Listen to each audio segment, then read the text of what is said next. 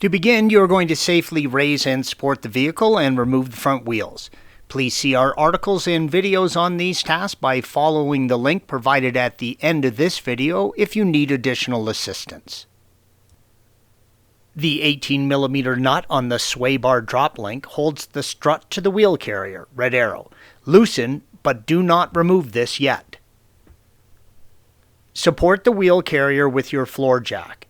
You may need to raise or lower the wheel carrier until you find the optimal height where the top of the drop link will smoothly slide out of the wheel carrier. Now remove the top drop link nut with an 18mm and a 19mm wrench and slide the drop link out from the wheel carrier, red arrow.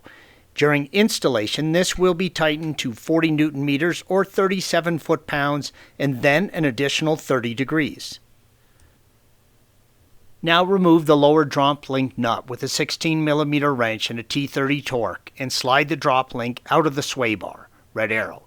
During installation, this will also be tightened to 40 Newton meters or 37 foot-pounds and then an additional 30 degrees. You can now remove the drop link. Installation is the reverse of removal. Thanks for watching. Be sure to subscribe to our channel and check out another video in this series.